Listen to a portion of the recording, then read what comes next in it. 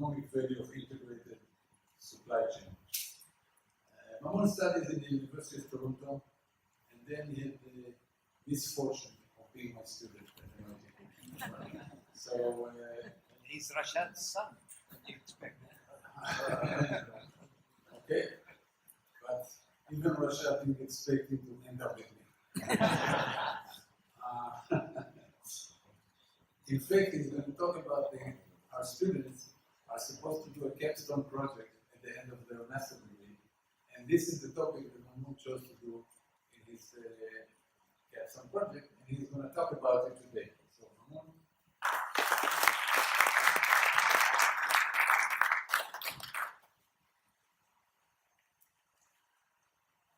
Good afternoon. Actually, this isn't my topic. Whoever gave me the paper or the topic is slightly wrong, but I'm going to it. And I was not supposed to be the one to this session. Yeah. So yours. Yeah. Who's behind it all? Okay, so yeah, good afternoon. Throughout the day, we've been hearing talks about industry best practices. Today, mainly, the talks were concentrating on the infrastructure, logistics infrastructure. And tomorrow, we'll hear more talks on technologies that will enable the supply chain or create more efficiency in the logistics chain. What I'm here to talk about is how do we go about assessing the impact of all the different policies and investments on the transportation chain as a whole. And what I mean by that is different practices around the world might be good for a specific country or a specific area, and doesn't necessarily mean that they can be applied here in Jordan and vice versa. So this our capstone project it was done by myself and Rini, along with under the supervision of our advisors, Dr. Chris Mahir and Dr. Nima. We are currently working on publishing this paper in academic journal. So our objective was to use systems thinking, and this is what made it unique, I'd say, to develop a framework that assesses the impact of policies and investment decisions on the inland transportation chain. And what I mean by the inland transportation chain here is the movement from the port, or I'll be concentrating on the container terminal, to destination and back. So this is what my talk would look like. I'll start off with some high-level industry backgrounds, most of them you've heard by now. Then take Jordan as a case study to set the foundations of the model we built, or the framework.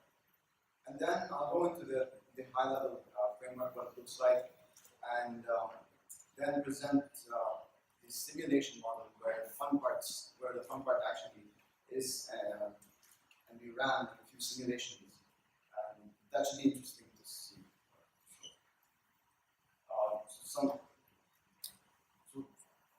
we know container terminals play a vital role in global trade, and I think we can all agree that without the functioning of seaports, the global economy would be very different.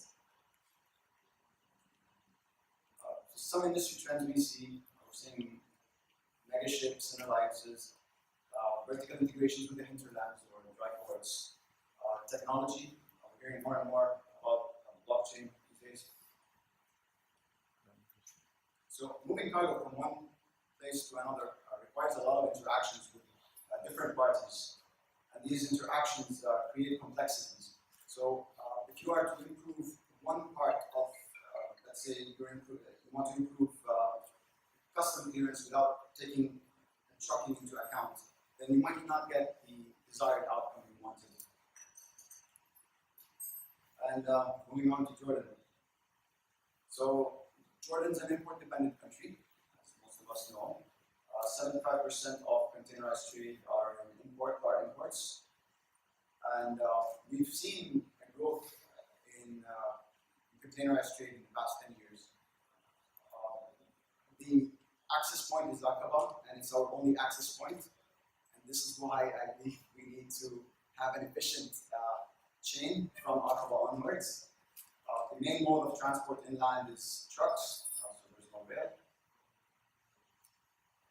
So just like high level, we've seen some positive growth in annual throughput from the years of 2007 up to 2013. And then from there, it slightly dropped until it slightly dropped and oscillated at a certain level.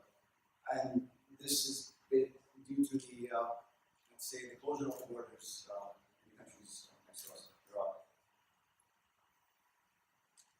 So actually in 2012, the share of in-transit cargo was 25% of imports. And imports represented 6 times exports. And then in 2017, in-transit cargo represented 2% of the import volumes. But exports grew, and imports were like 3 times the volume of exports.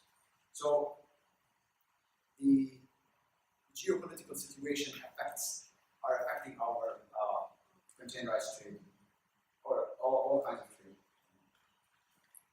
And you've heard this twice today, so I won't be repeating this again and again. But in 2016, when we did the study, or in 2017, we used the 2016 number. Jordan's ranking in MPI, or the Logistics Performance Index, was 67. And in 2018, it ranked 84, dropping 17 ranking points. I guess those are some reasons for improving Jordan's transportation chain. So the regional shifts or geopolitical situation are impacting our containerized trade. So we need something that's resilient. And then we only have one access point to the sea. And Jordan has the potential to act as a hub for the region, as it has in the past, especially for Iraq, in transit cargo moving. And with Jordan's LPI rankings low and getting worse, I think this is another reason why we need to improve our logistics. So some initiatives we hear about, there's the reduction of dwell time by reducing documentation processing time, maybe by technology or by improving the process. Then we hear about talks of the establishment of dry port outside of Aqaba. Then maybe a rail project. So moving on to the framework, we use what's called system dynamics, and this is a study of the complex to study and manage complex feedback systems. Basically, it allows decision makers and policy makers to eliminate unwanted patterns by understanding the system and the feedback loops within it. I'll explain more. So this is what the general high-level framework looks like. So we first started off by mapping the process. Map the process by talking to stakeholders, identifying them first, talking to the stakeholders, and then building this conceptual model where we identify the relationships just mentally. What would happen if container levels go up? How would that affect some other variable in this system? And then we built this simulation model and ran a few scenarios or a few chose a few alternatives and testing them out under different scenarios.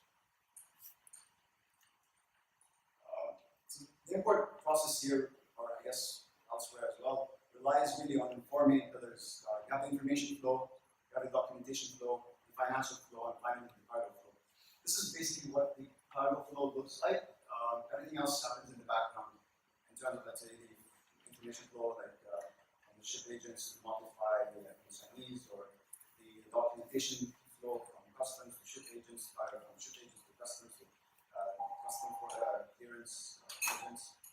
And the financial flows are the transactions that go on, financial transactions. So this was a simple way to map the relationships between some variables in the system. So we have the volume of the import container volumes have gone up substantially, while everything else was kept constant. What does that mean? It meant what does that mean for the yard, for the container terminal yard? The yard utilization will go up. As the yard utilization continues to fill, then we need more moves in the terminal yard, so that reduces the terminal's productivity. Reducing the terminal productivity would increase the dwell time. And then ultimately increasing the total landed cost, reducing Aqaba's competitiveness, and then finally reducing the import volumes. So that's like a balancing feedback loop. And then we did the same for other variables, and finally ended up with something that looks like this. This is just a conceptual model. But this is where the fun part starts. Before building the model, we made a few assumptions to simplify it. So one of the biggest was we assumed that there's only one size and type of container, one size and type of trailer. And the terminal productivity is always at 100% unless the yard gets fully congested. And a bunch of other assumptions that were made just to simplify things. Here's what let's call it the model's backbone looked like. We've identified 6 main elements. 4 of them are the so-called subsystems, and they are limited by 2 main constraints. So we have the quayside subsystem, let's call it. We have the documentation processing, the export booking, or the rate at which we receive exports. And then we have the main inland transportation chain, which is from the port, the imports, the containers arriving at the terminal yard, and then to the destination and back. And those are constrained by, we've assumed for now, just 2 constraints. We have the terminal yard and the fleet size. And we mapped the relationships between them. Now, what the actual model looked like, so this is a quayside subsystem. You have a rate of ship arrivals, and then a sailing rate or an outflow. And those boxes in between are they call this is the stock and flow model. And so you have the rate, and then the boxes are the accumulation of the units that we're trying to measure. This is the quayside subsystem, documentation processing, export booking. This is the inland transportation chain, and we've created this binary variable called containers at dry port. So if we wanted to test out a dry port, then we just change this to 1, and it routes the imported arrived containers directly to the dry ports. And then the limitations. Putting it all together, it looks something like this. And each variable in there, I know it's not very clear, but each variable in there has a small formula that links it to one another and basically makes this simulation work. So we have some examples we tested out. Sorry, Mamoun. Yes. Simulation is for Aqaba. Yes. So it was based on the import process that I showed you earlier. Like the same, let's say, methodology or thinking can be applied to elsewhere or general cargo. Here's what the simulation setup looked like. We first said, okay, let's identify some policies. So we started with, you have a status quo, or do nothing. Then there's an invest in a dry port, invest in technology, and then maybe a combination of both. So our first run, or let's call it our first runs, were for a short time period with 1 ship arrival, and the reason is just to show, to be able to pinpoint the number of how the containers are flowing. Because if you have a daily ship arrival, then you wouldn't be able to pinpoint. You'll see now the container turnaround. Then we've identified a few scenarios to test it out. Because what's a good policy really is only good until it's tested out in a harsh environment. So the scenarios where we have a base case where nothing special happens, then we have a limitation in the yard capacity, a limitation in trucking capacity, a limitation in documentation capacity. And those limitations might be limitations because of a shock in the supply, maybe a trucker strike, an earthquake or whatever, or a surge in demand, maybe the border, suddenly we see massive amounts of ships and containers that are discharging at the port. And those are measured against 4 KPIs we defined. The first being the container turnaround, which is the number of days it takes from discharging at the terminal, and then delivery and bringing it back empty or full. And then we have the delivery time, which is the number of days it takes to deliver from the terminal to the final destination, the trailer's turnaround, and the container acceptance. And by container acceptance, what we mean here is, are we able to accept all the containers that are on a ship?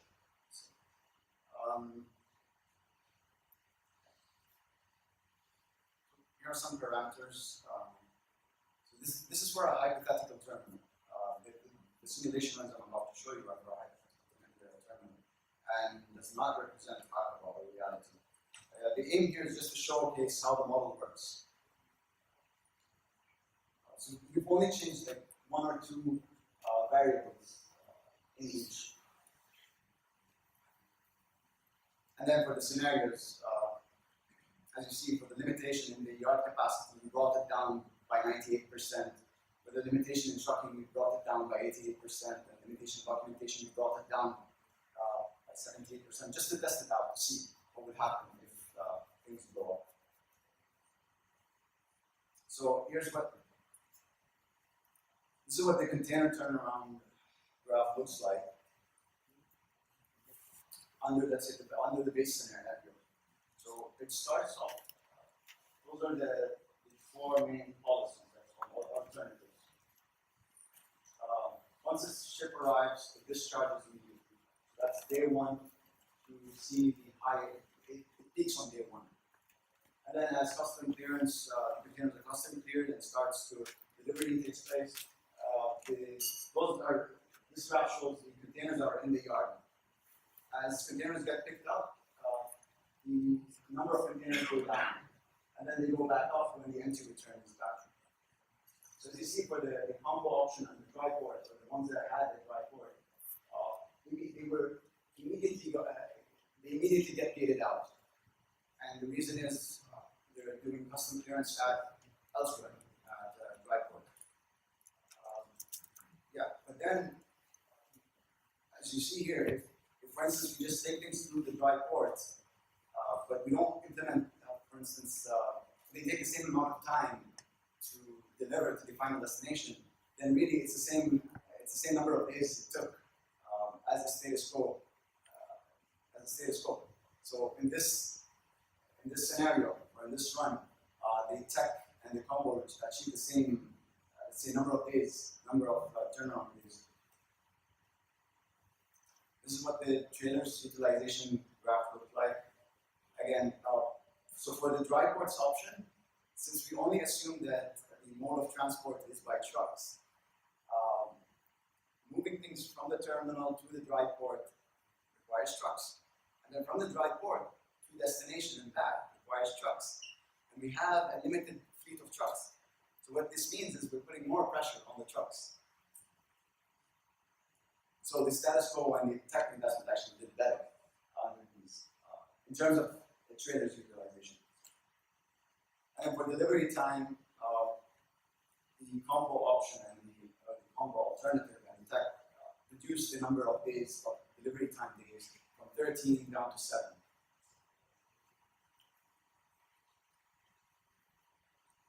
So basically, the combo achieved the highest rank under the base scenario. Now we move on to the other scenarios. When the terminal capacity is limited, let's say here I think it was around 600 something. The capacity was, around 600. And we had around 1,000 containers that are being discharged. So some containers had to be rejected by the terminal. We couldn't accept them more. And in this case, the combo option did the best. The combo and the dry port actually. We're able to accommodate more containers. And what this means is to have a resilient system, to have a more, let's say, the dry ports are good when you expect a surge in demand or your capacity to be limited at some point in time. Then we did the same, but limited the fleet size. And interestingly, the tech achieved the highest rank. Just improving the documentation processing achieved a higher rank than implementing a dry port. And the reason was because we don't have sufficient trucks. And then we did the same thing with documentation. Let's say we had a limitation on the number of people at customs or in shipping agencies or custom clearance. And under this scenario, the combo option got the highest ranking. So it's not a surprise that the combo option of the dry port and tech got the highest ranking, right? But here's where it gets interesting. So we said, okay, let's run this again, but in a longer time period, a time period of 1 year. And it took me by surprise, actually. So we ran it. What was going on was that the containers arrived and then they had to be pushed out of the terminal by trucks to the dry port. And then after a number of days, they would be picked up and dropped off and then come back, circle back to the port.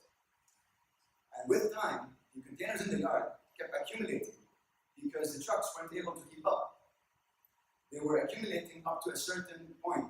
In the simulation world, there was at day 275 where there was a big, massive crisis.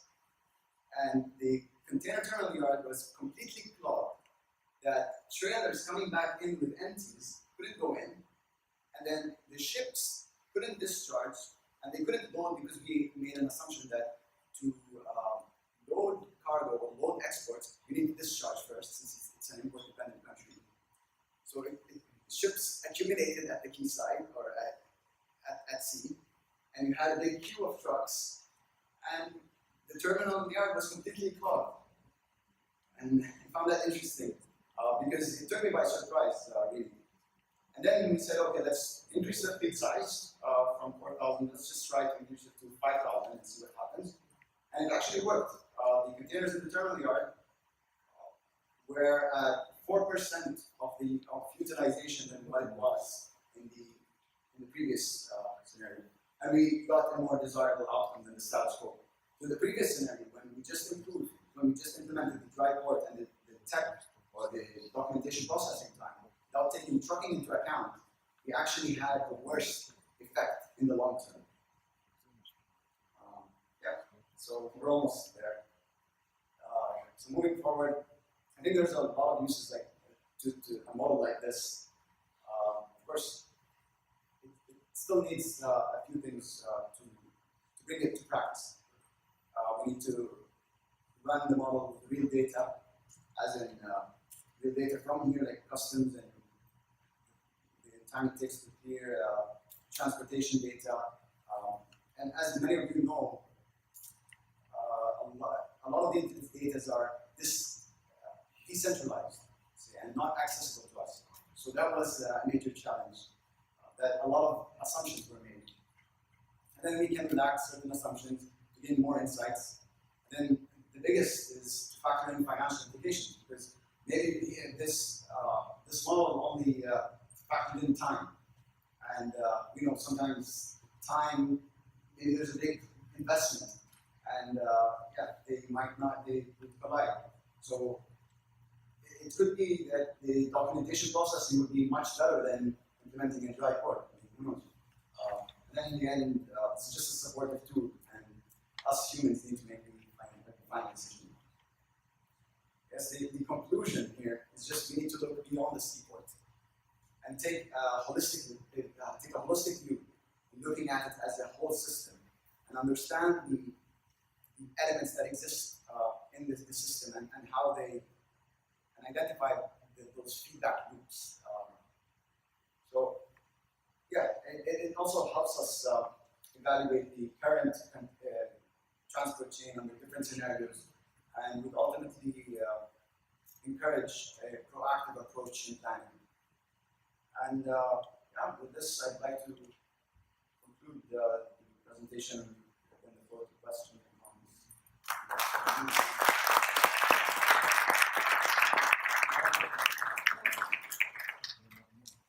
Thank you very much, Mamoun. Our next speaker also has a connection to MIT. It's Sheldon Fink. His son, Yoel, is a colleague of mine at MIT, a professor at MIT too. So we all have, big connection here. Sheldon himself is a graduate of Harvard Law School, of the other school, up the river from MIT, which usually we don't mention. He was a legal advisor to an oil tanking company, so he has background in logistics. And